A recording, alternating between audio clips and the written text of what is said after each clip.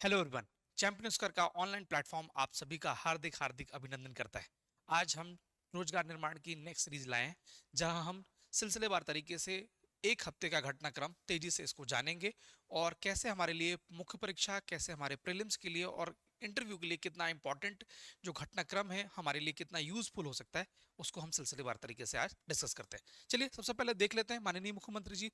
हमेशा की तरह माननीय मुख्यमंत्री जी का मेन फोकस क्या है? अधिक से अधिक रोजगार का सृजन करना। और रोजगार का सृजन करने का सबसे अच्छा तरीका क्या है कि लोगों को शासकीय रोजगार के साथ साथ आत्मनिर्भर बनने की प्रेरणा देना और साथ ही साथ उद्योग को आकर्षित करने के लिए अत्यधिक कहीं ना कहीं इन्वेस्टमेंट करने के लिए प्रेरित करना, जिससे लोग इन्वेस्टमेंट करें और अधिक से अधिक स्थानीय स्तर पर रोजगार का सृजन हो पाए। इसी के तारतम्य में माननीय मुख्यमंत्री जी ने क्या किया है, बीएसएल ग्लोबल आउटरीच समिट 2025 का जो उसमें दिल्ली में आयोजन हुआ था और उसमें उन्होंने शिरकत की और साथ ही साथ टेक्सटाइल सेक्टर में जो कितना इनोवेशन हो सकता है और कितना इन्वेस्टमेंट हो सकता है उसको प्रोत्साहित करने की उन्होंने अपना तरीके से पूरे की पूरी कोशिश की। और साथ ही साथ इसमें हम बता दें कि इस टेक्सटाइल का उद्देश्य का एक मात्र उद्देश्य है कि आप अगर जनरल नॉलेज में पढ़ते हैं या जनरल स्टडीज में पढ़ते हैं, सबसे ज्यादा रोजगार देने वाला उद्योग कौन सा है? टेक्सटाइल उद्योग। तो माननीय मुख्यमंत्री जी का भी यही उद्देश्य है कि हमारा जो मध्य प्रदेश है, खंडवा खरगोन, जहां बहुत अच्छा कपास होता है, अच्छी गुणवत्ता का कपास होता है, तो क्यों ना उस हमारी जो स्ट्रेंथ है, हमारी जो पॉजिटिवनेस है, उसी को स्ट्रेंथ को ही हम अपना सबसे बड़ा हथियार बना लेते हैं। और यही इसी का उद्देश्य क्या था कि टेक्सटाइल उद्योग को प्रोत्साहित करने के लिए माननीय हमारे मोहन यादव जी ने यही कोशिश किया कि हम हर संभव अपना कमिटमेंट निभाएंगे कि आप आइए, निवेश करिए और निवेश करने के बाद अधिक से अधिक लोगों को रोजगार प्रदान करिए। देखिए क्या है, प्रधानमंत्री श्री नरेंद्र मोदी के देश की बागडोर संभालने के बाद ये सबसे बड़ी अर्थव्यवस्था मजबूत हुई। उन्होंने इस चीज को आह्वान किया। साथ ही साथ उन्होंने बताया कि जब निवेश आएगा तो युवाओं के लिए रोजगार के अवसर पैदा होंगे और निश्चित तौर पर जब रोजगार के अवसर पैदा होंगे तो धीरे धीरे जो इकोनॉमी का जो पहिया है ऑटोमेटिकली रोटेट होना स्टार्ट हो जाएगा। तो रोजगार आएगा, लोगों की इनकम आएगी, ऑटोमेटिक लिविंग स्टैंडर्ड अच्छा हो जाएगा और पर कैपिटा इनकम बढ़ना स्टार्ट हो जाएगी और ऑटोमेटिकली देश और प्रदेश हमारा विकासशील से विकसित अवस्था में पहुंच चुका होगा। ठीक है, तो अब क्या है इसमें काम काम की चीज क्या है? पूरा हमको काम की चीज नहीं है हमारे लिए, बस इंपॉर्टेंट चीज क्या थी कि बीएसएल ग्लोबल आउटरीच समिट कहां हुई है, तो बता देना है आपको दिल्ली में हुई है। फिर आपको बता देना है कि ये जो ईज ऑफ डूइंग बिजनेस में 42 ऐसे कानून थे, उस पूरे के पूरे जो एक्ट बना हुआ था उसमें कुछ ऐसे 42 कानून थे, उसको माननीय मुख्यमंत्री जी ने हटा दिया है, जिससे निवेश जो हमारा आकर्षित होता था वो निवेश आकर्षित नहीं हो पाता था। तो उन 42 कानूनों को खत्म कर दिया है, जिससे अब बिल्कुल एकदम फ्रिक्वेंटली या फ्लो के साथ निवेश आकर्षित हो जाएंगे। एक बार देख लेते हैं। मुख्यमंत्री जी ने कहा है कि सरकार ने ईज ऑफ डूइंग बिजनेस के अंतर्गत 42 कानूनों को खत्म किया है जो व्यापार में बाधा बनते थे। राज्य सरकार ने उद्योग शुरू करने के लिए जरूरी 29 अनुमतियों को भी कम करके 10 तक सीमित कर दिया है। मात्र अब 10 आपको परमिशन लेनी पड़ेगी और ऑटोमेटिकली अब अपना निवेश करना स्टार्ट कर सकते हैं। प्रदेश में उद्योगपतियों को बिजली, पानी, जमीन और सस्ती दरों पर जो लैंड एक्विजिशन कराने के लिए पूरी की पूरी जो सुविधा हो सकती थी, हमारा जो मध्य प्रदेश है वो तेजी से इसमें काम कर रहा है। साथ ही साथ आप देख लीजिए कि हमारे लिए काम की चीज क्या है। जब भी उद्योग से संबंधित आप फैक्ट लिखेंगे मेंस में या इंटरव्यू में बोलेंगे तो बोलिएगा कि 2000 वर्ष 2024 में, सॉरी वर्ष 2014 में हम जो मध्य प्रदेश की पोजीशन थी वो 15वें स्थान पे थी और वर्तमान में ईज ऑफ डूइंग बिजनेस में मध्य प्रदेश की जो पोजीशन है वो चौथे नंबर पे। ठीक है, अगेन मैं रिपीट कर देता हूं। देखिए लिखा है वर्ष 2014 में 15वें स्थान से चौथे स्थान पर पहुंच चुका है। तो वर्तमान में ईज ऑफ डूइंग बिजनेस में हमारा जो मुख्यमंत्री जो प्रदेश है वो माननीय जो मोहन यादव जी हैं उनके नेतृत्व में चौथे स्थान पर पहुंचा है। तो ये हमारे लिए काम की चीज है। और ये छोटा छोटा जो उसमें बताने की चीज है कि अगर टेक्सटाइल की बात करते हैं तो टेक्सटाइल में हमारा चंदेरी महेश्वर की साड़ी, ये हमारा सबसे बड़ा फेमस सेगमेंट है, जो न केवल प्रदेश में बल्कि देश में बल्कि विदेश में भी ये सेगमेंट कहीं ना कहीं देश का नाम और प्रदेश का नाम रोशन कर रहा है। तो बस काम की चीज अगेन मैं फिर से बता दूं कि 2014 में 15वें स्थान से शिफ्ट होकर चौथे स्थान पे आ गया है ईज ऑफ डूइंग बिजनेस में। ये हमारे लिए काम की चीज है। ईज ऑफ डूइंग बिजनेस में जो 42 कानून थे उसको मध्य प्रदेश शासन ने खत्म कर दिया है। उसको घटा के मात्र 10 हमको स्वीकृति लेना ही है। जो निवेश करने वाले अगर 10 स्वीकृति प्राप्त हो गई तो वो बहुत ही स्मूथली तरीके से अपना रोजगार यहाँ स्थापित कर सकते हैं। और बस माननीय जो मोहन यादव जी हैं उनका यही कहना है कि जो हमारा प्रदेश है वहाँ अच्छी गुणवत्ता का कपास मिलता है, और उस कपास से अगर टेक्सटाइल उद्योग बहुत तेजी से ग्रो कर रहा है तो इसमें मध्य प्रदेश सरकार पूरी दिलो जान से सबका समर्थन करने के लिए पूरा का पूरा प्रयास करेगी। चलिए नेक्स्ट न्यूज में आते हैं। पर्यटन को मिली नई उड़ान, टूरिज्म कॉन्क्लेव में 3,000 करोड़ से अधिक निवेश। जब आप बस आपके लिए काम की चीज ये है, बस बाकी आपको ये नहीं पढ़ना। सबसे पहले पहला फैक्ट होगा कि टूरिज्म कॉन्क्लेव कहाँ आयोजित हुई, तो आपको बताना पड़ेगा रीवा में कहाँ आयोजित हुई और कितने हजार करोड़ का निवेश हुआ, तो 3,000 करोड़ का निवेश हुआ। अब जब पर्यटन से संबंधित मुख्य परीक्षा का आपके पास कोई प्रश्न आता है, आपको बहुत अच्छे वेल प्रिपेयर तरीके से आपको आंसर लिखना है, मगर आंसर लिखने के बाद शासन के द्वारा किए गए प्रयासों में आपको ये भी चीज जरूर मेंटेन करना है कि पर्यटन के क्षेत्र में रीवा में एक कॉन्क्लेव का आयोजन हुआ था, जिस कॉन्क्लेव में 3,000 करोड़ के निवेश का प्रावधान मतलब कहीं ना कहीं देखने को मिला है। ठीक है, बस। और माननीय जो हमारे मुख्यमंत्री जी हैं, उन्होंने विंध्याचल को और हमारा विंध्य प्रदेश को एकदम बहुत ही गौरवान्वित तरीके से बताया कि ये धरती हरियाली के साथ साथ समृद्धि का प्रतीक है। अच्छे अच्छे राजनेता भी यहीं से आए हुए हैं, तो ये देश, ये प्रदेश का मतलब जो प्रदेश का सबसे गौरवान्वित करने वाला ये पूरा का पूरा क्षेत्र है। कहीं ना कहीं ये निवेश के लिए भी जो पिछले कई वर्षों से ये छूटा हुआ था, अब तेजी से यहाँ भी निवेश होगा। तो ना केवल निवेश होगा बल्कि रोजगार का भी सृजन होगा। तो अगेन मैं बता दूं कि पर्यटन के क्षेत्र में रीवा में कॉन्क्लेव का आयोजन हुआ और उसमें कितने हजार करोड़ का, तो 3,000 करोड़ रुपए के निवेश का प्रावधान है। ठीक, नेक्स्ट 18 अगस्त हम आपको बता दें कि 18 अगस्त से हम लेकर आ रहे हैं स्पेशल फाउंडेशन बैच। कौन सा बैच? जो कक्षा 12वीं पास हो चुके हैं या फर्स्ट ईयर में एडमिशन ले चुके हैं, बिल्कुल मत परेशान होइए, हम उनके लिए स्पेशल फाउंडेशन बैच लेके आए हैं, जहां हम उनके आधारभूत शिक्षा पर काम करेंगे कि कैसे आपको एनसीईआरटी पढ़ना है, कैसे हैंड रिटन सिनॉप्सिस बनाना है, नोट्स कैसे बनाया जाता है, काम के सिनॉप्स को कैसे हम एग्जाम पर तक ले जाएं, ये सब कुछ आपको बताएंगे। साथ ही साथ आपको मेंटर पढ़ना सिखाएंगे, लिखना सिखाएंगे, बोलना सिखाएंगे और एक अच्छा अधिकारी बनना सिखाएंगे। साथ ही साथ वो बच्चे जिन्होंने ग्रेजुएशन कर लिया है तो फर्स्ट उनके लिए 1 ईयर 2 ईयर स्पेशल एमपीपीएससी का बैच लॉन्च किया है। और वे बच्चे जो 2024 का सिलेबस चेंज हो गया है और बहुत परेशान है कि हमने तो पहले पढ़ रखा था बट अब सिलेबस चेंज हो गया और पेरेंट्स हमको दोबारा पैसा देने से मना कर रहे हैं, तो उनके लिए हमने स्पेशल बहुत ही कम कीमत में स्पेशल मेंस बैच लॉन्च किया है। उनको ध्यान में रखते हुए जिनका सिलेबस चेंज हो गया है और परेशान है पुराने स्टूडेंट, उनके लिए स्पेशल मेंस बैच लॉन्च किया है। साथ ही साथ आपको बता दें कि अभी ऑनलाइन के सेगमेंट में 70% से अधिक तक का हमारा डिस्काउंट का कमिटमेंट है। तो आप देख लीजिए, प्राइस हमारा दिखाई रहा है। Prelims, pre plus mains, mains और फाउंडेशन बैच ऑनलाइन सेगमेंट में आपको 70% के डिस्काउंट के साथ, ये प्राइस के साथ आपको ये ऑफर प्राप्त हो जाएगा। ठीक है, मैं आपको बता दूं कि 28 जुलाई से 20 अगस्त तक ये ऑफर चलेगा। 20 अगस्त के बाद ये प्राइस फिर से अपने पुराने प्राइस में पहुंच जाएगा। ठीक, तो इस ऑफर का लाभ लेना ना भूलें। चलिए मुद्दे पे आते हैं। स्टार्टअप के क्षेत्र में बढ़ते हुए कदम। अब ये याद रखिएगा कि जब भी कोई स्टार्टअप की बात करे तो तुरंत आपको याद रखना चाहिए एज ए एमपीपीएससी स्टूडेंट कि आपको पेपर 4 पार्ट बी यानी उद्यमिता से संबंधित ये सेगमेंट है। स्टार्टअप यानी कहीं ना कहीं उद्यमिता से आपको इसको जोड़ लेना है। अब हमारे काम की क्या चीज है, जब भी आप उद्यम पढ़ते हैं तो आपके उद्यम में फैक्ट की जरूरत पड़ती है, क्योंकि आप जब उदाहरण लिखेंगे तो उदाहरण के लिए आपको बहुत सारे तथ्यों की जरूरत पड़ेगी। बस ये तथ्य हमारे लिए ये सब काम का है। तो इस पूरे के पूरे जो हमारा पैराग्राफ है, इस पैराग्राफ में काम की चीज ये है कि स्टार्टअप इंडिया प्रोग्राम कब से चालू हुआ, तो वर्ष 2016 से प्रारंभ हुआ। एक बार मैं क्विक रिवीजन करा दूंगा, बिल्कुल परेशान मत होइएगा। और अभी पूरे देश भर में कितने स्टार्टअप रन हो रहे हैं, तो 1.6 लाख स्टार्टअप रन हो रहे हैं। और मध्य प्रदेश की बात करें तो मध्य प्रदेश में 5,000 के आसपास स्टार्टअप अभी बहुत स्मूथली तरीके से रन कर रहे हैं। बस ये लबो लबो आप यही बातें हैं काम की चीज। एक बार फिर से देख लेते हैं स्टार्टअप के क्षेत्र में भारत के बढ़ते हुए कदम। भारत एक उभरता हुआ स्टार्टअप हब। ठीक, अब जब भी हम आंसर राइटिंग करेंगे तो इसी तरीके से करेंगे कि भारत एक उभरता हुआ स्टार्टअप हब क्या है, कि प्रधानमंत्री मोदी जी के एक जो विजनरी मिशन था, क्या स्टार्टअप इंडिया मिशन और नवाचार को प्रोत्साहन देने वाली नीतियों ने युवाओं को एक नई दिशा दी है और नई ऊर्जा दी है।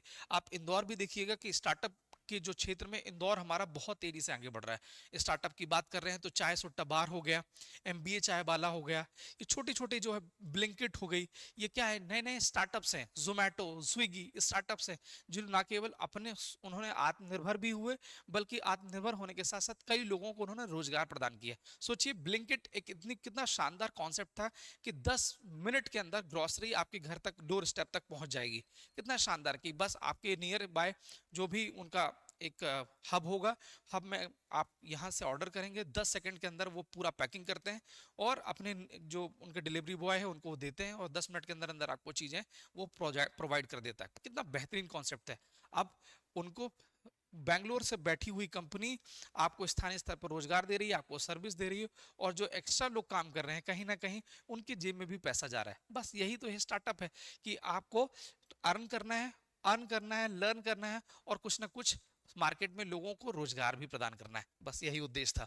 तो भारत एक उभरता हुआ स्टार्टअप हब है, साथ ही साथ तकनीक और युवाओं का यहाँ आपको मेल देखने को मिलेगा।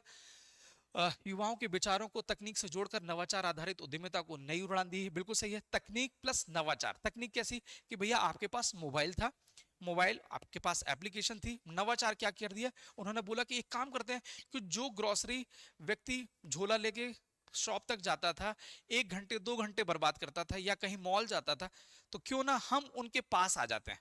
सही है।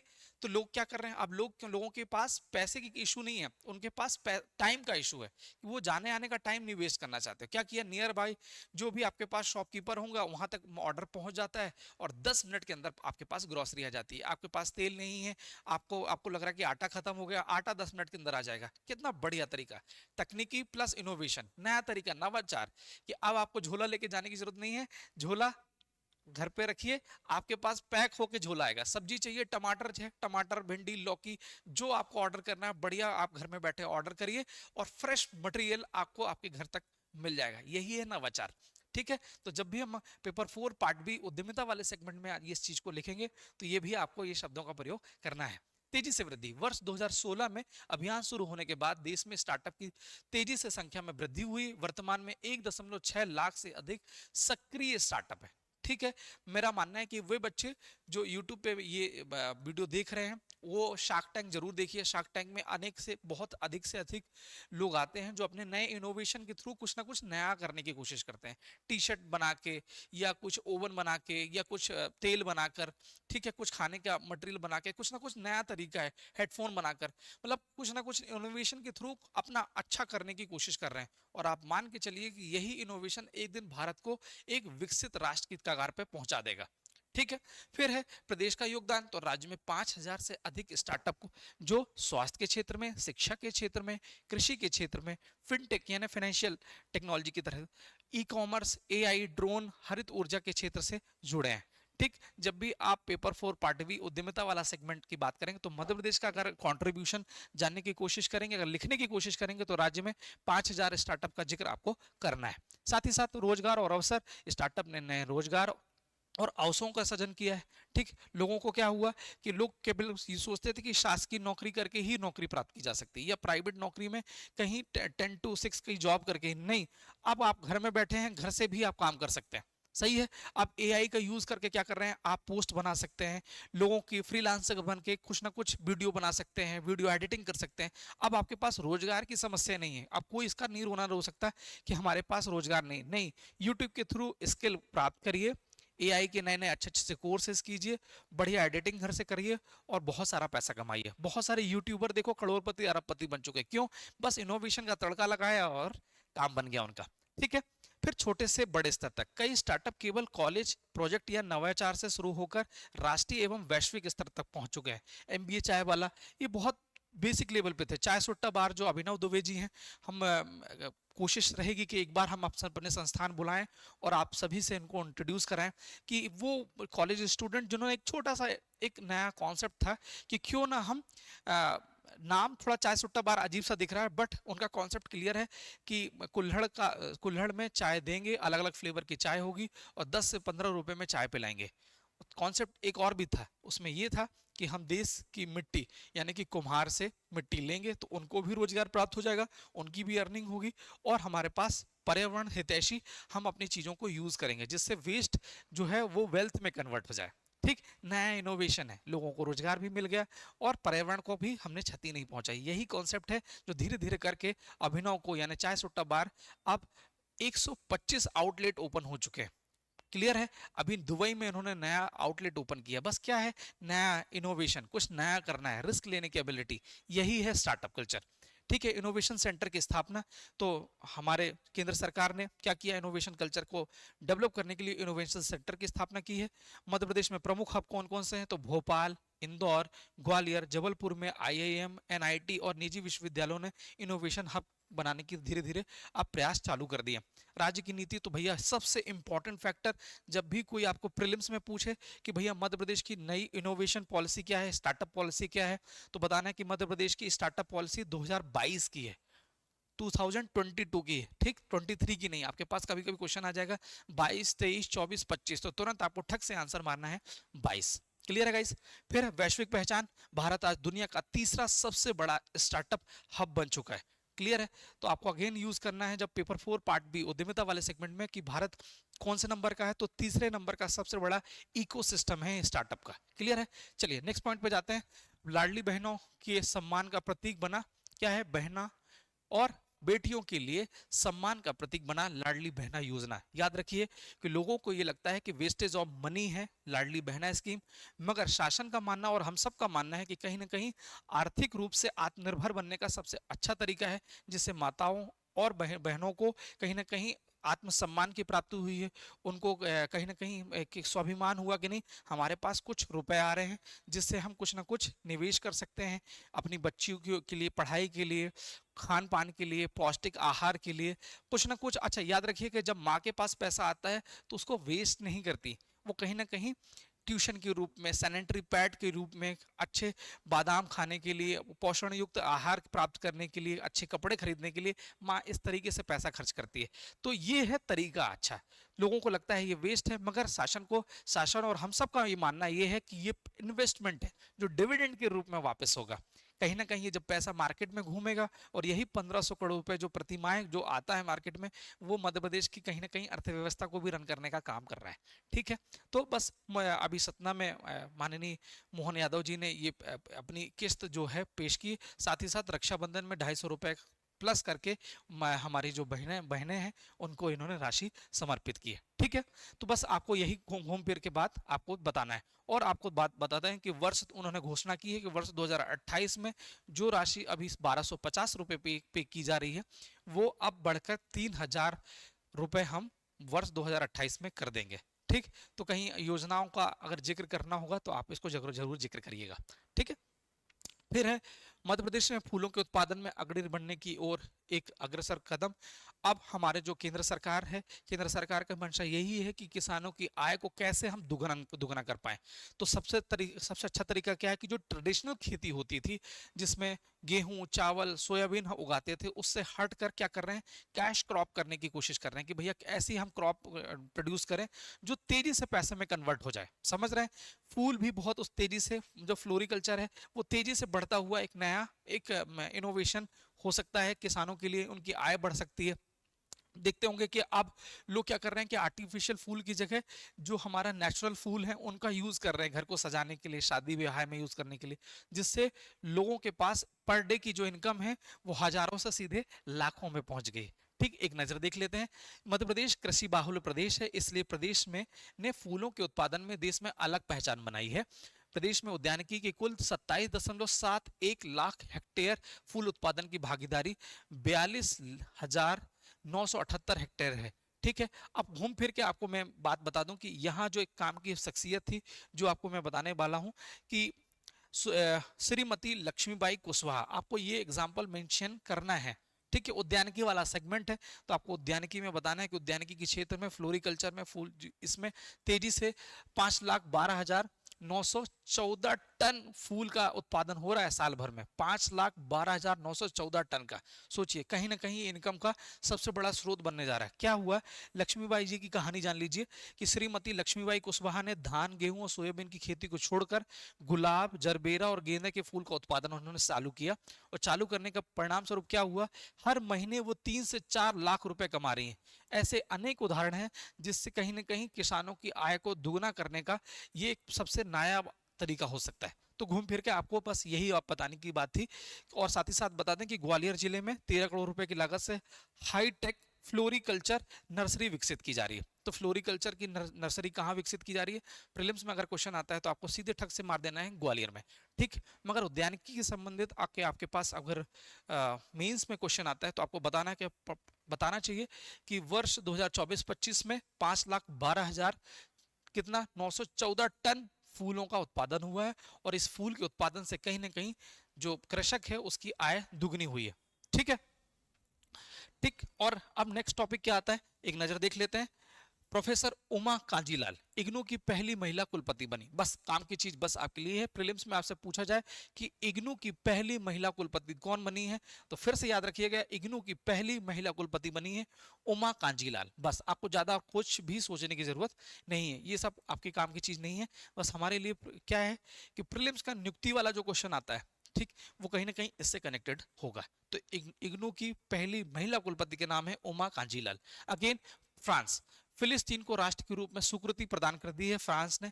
वैसे तो भारत ने भी पहले स्वीकृति प्रदान कर दी थी। क्या था कि फ्रांस ऐसा करने वाला पहला पश्चिमी और G7 का राष्ट्र बन गया है।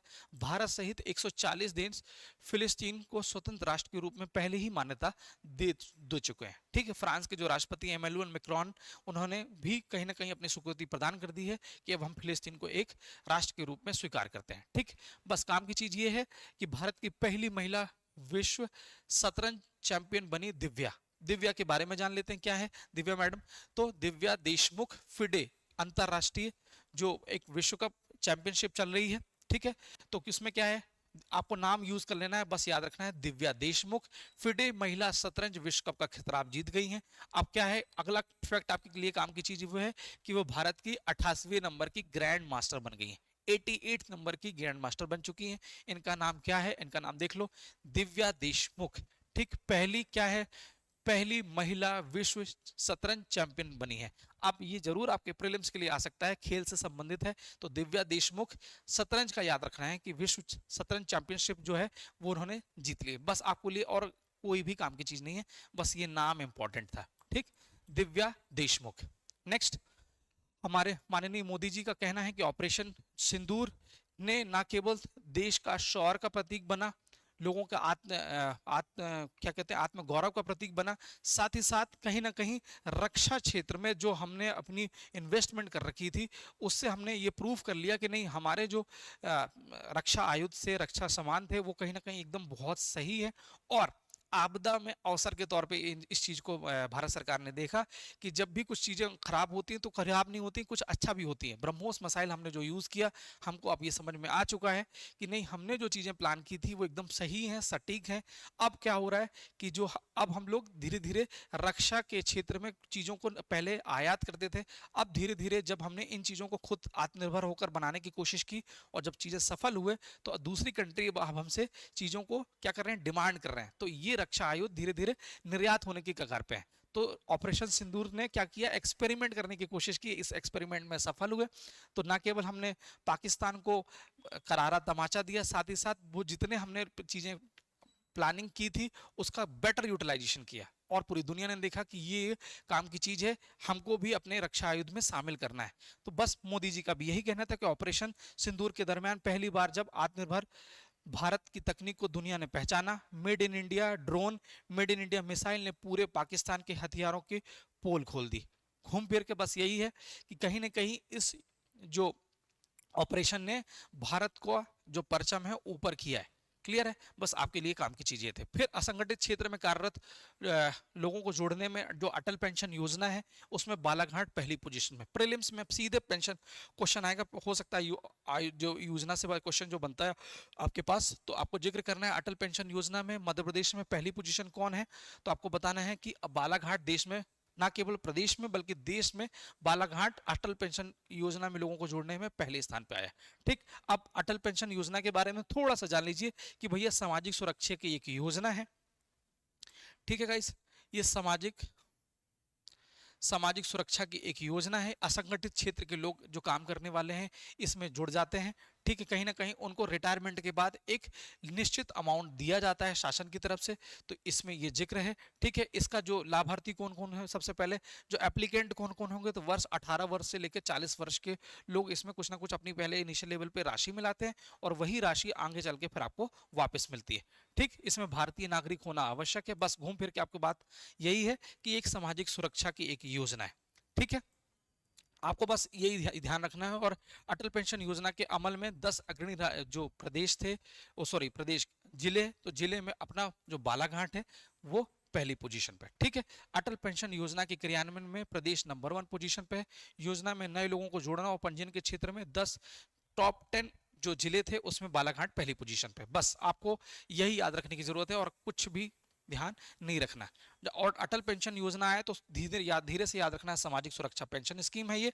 5,000 रुपए आपको मंथली आपको पेंशन के रूप में प्राप्त होगी 60 वर्ष की उम्र के बाद। ठीक, चलिए अब थोड़ा सा रोजगार निर्माण में जनगणना की जिक्र किया था, तो जनगणना का बड़ा आर्टिकल था। बड़े आर्टिकल को काम की चीज सिनॉप्स बनाकर हमने प्रेजेंट किया है। एक नजर में देख लेते हैं जनगणना का क्या क्या घटनाक्रम था। देख लिए, सबसे पहले जनगणना की बात करें तो 1872 में सबसे पहले लॉर्ड मेयो ने क्या किया, इसको इसको स्टार्ट करने का एक बार आंशिक रूप से जनगणना कराने का काम किया लॉर्ड मेयो ने, मगर इसको प्रॉपरली तरीके से अरेंज कराया 1881 में पहली बार संपूर्ण और एक समान पद्धति के आधार पर। कौन है, इसका नाम है लॉर्ड रिपन। तो प्रीलिम्स में हो सकता है कि संपूर्ण और सुचारू तौर पे जनगणना करवाने का जो श्रेय किसको जाता है, लॉर्ड रिपन को जाता है 1881 में। फिर 1881 से 1941 तक 10 वर्षों तक की जनगणना की परंपरा। तो ये प्रीलिम्स का सबसे इंपॉर्टेंट है कि जो 10 वर्ष वाली जनगणना का जो प्रारंभ है, ये परंपरा है, वो कब से स्टार्ट हुई, तो 1881 से लेकर 1941 तक का ये प्रारंभ यहाँ से देखने को मिलेगा। फिर स्वतंत्र भारत की पहली जनगणना कब हुई, तो स्वतंत्र भारत की पहली जनगणना हुई 1951 यानी 1951 में स्वतंत्र भारत की पहली जनगणना। फिर अगेन प्रीलिम्स में सबसे इंपॉर्टेंट वाला सेगमेंट जो मैं हर बच्चे को याद दिलाने की कोशिश करता हूं कि सामाजिक, आर्थिक और जनसांख्यिकी पहलुओं पर आधारित विस्तृत डाटा संग्रहित करने का काम किस जनगणना में हुई। अगेन मैं बोल रहा हूं, सामाजिक, आर्थिक और जनसांख्यिकी पहलुओं पर विस्तृत डाटा संग्रह करने का काम हुआ 1961 की जनगणना में। ठीक है गाइस, फिर जनसंख्या विस्फोट की स्थिति कब मिलेगा, आपको देखने को मिलेगी 1971 की जनगणना में। अगेन जनगणना जनसंख्या विस्फोट 1971 की जनगणना में। ठीक, शहरीकरण में तेजी 81 में, जिसमें साक्षरता दर में धीरे धीरे उत्तरोत्तर आपको सुधार देखने को मिलेगा। तो 1981 की जनगणना में आपको शहरीकरण देखने को मिलेगा, 71 में जनसंख्या का विस्फोट देखने को मिलेगा, 61 वाले में सामाजिक, आर्थिक और जनसांख्यिकी पहलुओं पर विस्तृत डेटा संग्रहित करने का काम भारत सरकार ने किया 1961 में। अगेन मैं फिर से रिपीट कर रहा हूँ, जनसंख्या विस्फोट होगा 71 में, शहरीकरण होगा 81 में, फिर आर्थिक उदारीकरण से पहले की जनसंख्या कब, 1951 में, 91 में, जिसमें थोड़ा सा आपको माइग्रेशन भी देखने को मिलेगा। ठीक, 2001 में आईटी और डिजिटल डेटा प्रोसेसिंग का थोड़ा सा उपयोग किया गया। भैया 20वीं सेंचुरी आ चुकी थी, कुछ ना कुछ कंप्यूटर का उपयोग होना स्टार्ट हो गया था, तो आईटी और डिजिटल डेटा प्रोसेसिंग का उपयोग किया गया। फिर एनपीआर, जिसका अभी बहुत सारा जिक्र होने वाला है, अभी बिहार में इलेक्शन हो रहा है। ठीक है, तो ये कहीं ना कहीं इसका अभी जिक्र चल रहा है। तो क्या है एनपीआर, नेशनल पॉपुलेशन रजिस्टर, राष्ट्रीय जनसंख्या रजिस्टर की शुरुआत क्या है, अब तक की सबसे व्यापक जनगणना 2011 की जनगणना है। हम लोग जो अभी पढ़ रहे हैं एग्जाम में, हम सब लोग पढ़ते हैं, वो 2011 की जनगणना को बेस कर रहे हैं। क्यों, क्योंकि अभी लेटेस्ट वाली जनगणना हुई नहीं। 2021 की जो जनगणना होनी थी वो कोविड की वजह से डिले हो गई। अब वर्ष 2027 में प्रॉपर तरीके से ये डिजिटल जनगणना होगी। ठीक, अगेन बता रहे हैं देश की पहली डिजिटल जनगणना कब होगी, अब तो ये होगी वर्ष 2027 में। और ये कौन से नंबर की जनगणना है, तो ये आपको याद रखना है, ये 16वीं नंबर की जनगणना है। क्लियर है, 16th यानी स्वतंत्र भारत की 16वीं जनगणना है। ठीक, और ये डिजिटल जनगणना है। एक नजर देख लेते हैं, 1951 से 1981 उच्च वृद्धि देखने को मिली जनसंख्या में, स्वास्थ्य सुविधाओं में धीरे धीरे सुधार देखने को मिला। जैसे ही स्वास्थ्य सुविधाएं अच्छी हो जाएंगी तो निश्चित तौर पर धीरे धीरे मृत्यु दर क्या होगी, मृत्यु दर में कमी हो जाएगी। अगेन 1981 से 2000 11 तक वृद्धि दर में गिरावट मिलेगी, पर जनसंख्या लगातार बढ़ती जा रही है। अब वृद्धि तो नहीं हो रही, बट जनसंख्या बढ़ ज्यादा रही है। ठीक है, इसको एक बार रब कर देते हैं।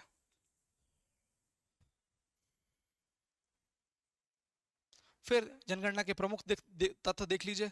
अभी 2011 की जनगणना के अनुसार क्या कह सकते हैं 121 करोड़ जनसंख्या आपको देखने को मिलेगी, जिसमें से 62 और 58 करोड़ महिला और पुरुषों का आपको रेशियो देखने को मिलेगा। प्रीलिम्स में हो सकता है क्वेश्चन आपसे हमेशा पूछा जाता है कि लिंगानुपात कितना है, तो 940/1000 का है, तो 940 महिलाओं में 1000 पुरुष। ठीक है, तो 940 आपको याद रखना है। दशकीय वृद्धि कब हुई है, कितनी हुई है, तो 2001 से 2011 के बीच में 17.7% की ग्रोथ रेट देखने को मिलेगी। अगेन मैं रिपीट कर रहा हूं, दशकीय वृद्धि आपसे पूछी जाती है तो वर्ष 2001 से लेकर 2011 के बीच में 17.7% की ग्रोथ आपको देखने को मिलेगी। साक्षरता दर कितनी है, 74.04, ये आपको याद रखना है। इस बीच में आपसे जरूर हो सकता है ट्विस्ट करने के लिए क्वेश्चन पूछ ले कि महिलाओं की साक्षरता दर कितनी है, तो आपको बताना है 65.46। अगेन मैं बता रहा हूँ 65.46 महिलाओं की साक्षरता दर है। ओवरऑल 74 हर किसी को याद है, पुरुषों की नहीं पूछी जाएगी, महिलाओं की पूछी जाएगी, तो महिलाओं की जो साक्षरता दर है आपको 65 इसमें जिक्र करना है। शहरी जनसंख्या कितनी है, तो 31 है, और ग्रामीण जनसंख्या 68। अब जब आप अर्थव्यवस्था वाले कुछ आंसर लिखेंगे तो आपको बताना पड़ेगा कि भारत जैसे देश में ग्रामीण जनसंख्या कितनी है, 68.84, और शहरी जनसंख्या कितनी, 31.16। ठीक, सर्वाधिक आबादी वाला उत्तर प्रदेश और न्यूनतम आबादी वाला सिक्किम है। ठीक, इसमें क्या है 2027 की जनगणना में क्या क्या है, तो भैया मोबाइल आधारित या टैबलेट या एप्लीकेशन आधारित ये जनगणना होगी, जीपीएस इंटीग्रेटेड होगा, रियल टाइम मॉनिटरिंग होगी और डेटा कलेक्शन होगा। साथ ही साथ भाषा, धर्म, जाति, रोजगार, स्वास्थ्य, इंटरनेट का उपयोग, ये समस्त जानकारी को गैदर किया जाएगा। भैया आपके पास कितनी कार, इंटरनेट चलाते हो कि नहीं हो, कितना पढ़े हुए, कौन सी भाषा है, किस जाति के हो, जातिगत जनगणना की घोषणा भारत सरकार ने करी दी है, तो ये सब इसमें जिक्र किया जाएगा।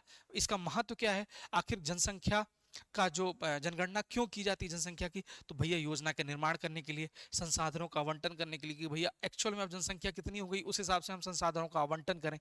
क्लियर है। फिर क्या है, निर्वाचन क्षेत्र को पुनर्निर्धारण करने के लिए कि अब जनसंख्या के रेशियो को ध्यान में रखते हुए विधानसभा क्षेत्र और लोकसभा क्षेत्र का वितरण किया जाएगा। साथ ही साथ सामाजिक आर्थिक नीतियों का मूल्यांकन किया जाएगा, और नीति आयोग, वित्त आयोग और निर्वाचन आयोग का प्रयोग किस हिसाब से करना है, किस हिसाब से चुनाव को, आगे के चुनाव को प्रॉपरली तरीके से अरेंज करना है, ये सब की जानकारी इसमें देखने को मिलेगा। ठीक है, फिर एक थोड़ा सा जिक्र होता है पेंच नदी का, एक छोटा सा सेगमेंट था, देख लीजिए। पेंच नदी, तो उसकी उत्पत्ति कौन सा है, प्राचीन ग्राम से नामक, क्या नाम था इसका, 5 नामक ग्राम के नामकरण से आपको देखने को मिलेगा। नदी का उद्गम कहाँ होता है, तो बस पेंच का 5 नामक ग्राम इंपॉर्टेंट नहीं है, पेंच का उद्देश्य ये याद रखिएगा, छिंदवाड़ा जिले के सतपुड़ा पर्वत की ऊंची पहाड़ियों से आपको पेंच देखने को मिलेगी, छिंदवाड़ा जिले से। फिर पर्वत श्रृंखला कोई पूछ ले तो आपको बताना है कि पर्वत श्रृंखला कौन सी है, सतपुड़ा है। ठीक, दक्षिण पूर्व से पश्चिम की ओर बहने वाली, फिर दक्षिण की दिशा में बहने वाली नदी है। मगर पेंच नदी का कोई जिक्र करे कि कितने राज्यों को ये टच कर रही है, तो मध्य प्रदेश 1 और महाराष्ट्र सेकंड जो दूसरा राज्य है उसको है। ठीक, अंत में ये वर्धा नदी से मिल जाती है। 274 किलोमीटर की इसकी लंबाई है, जो मध्य प्रदेश में 68, और सबसे ज्यादा जो सेगमेंट है 206 किलोमीटर, वो है महाराष्ट्र में। ठीक, इसकी सहायक नदी देख लीजिए, कुलबहरा, सुनवाई, उमर, केसर, खैरी। कुलबहरा, कुलबहरा के बाद, बहरा के बाद सुनवाई आ गया, सुनवाई के बाद उमर, केसर, खेरी, इसकी सहायक नदियां हैं। ठीक, बांध जरूर देख लीजिए जो सबसे ज्यादा इंपॉर्टेंट है, क्योंकि नदी का एक क्वेश्चन आना ही आना तय है प्रीलिम्स में, तो माघार गांव बांध और पेंच परियोजना एक प्रमुख परियोजनाओं में से एक है। ठीक है, फिर बाद में ये छोटी छोटी पर्यटन स्थल, तो छोटा महादेव मंदिर जो नारदेव इसके प्रमुख पर्यटन स्थलों में से है। फिर कहीं ना कहीं ये जब जो जल है, नदी का जल है, वो कहीं ना कहीं पेयजल के लिए, सिंचाई के लिए और मत्स्य पालन और रेत खनन के लिए इंपॉर्टेंट फैक्टर देखने को मिलेगा। पारिस्थितिकी में योगदान बोल देते तो हमेशा देख रहे हैं कि जब भी नदी का जिक्र होगा तो जैव विविधता का जिक्र होगा। जैव विविधता संरक्षण, वन्य जीव आवास, जलवायु संतुलन और वर्षा में सहायक, इसके प्रमुख चीजों में आपको देखने को मिलेगा। ठीक है, तो इसी प्रकार का वीडियो आपको हमेशा प्राप्त होता रहेगा। इस वीक में थोड़ा सा लेट वीडियो आया, बट अब हम प्रॉपरली तरीके से आपको मंडे टू मंडे ये वीडियो आपको मिलता रहेगा। तब तक के लिए स्टे ट्यून, मिलते रहेंगे। जय हिंद।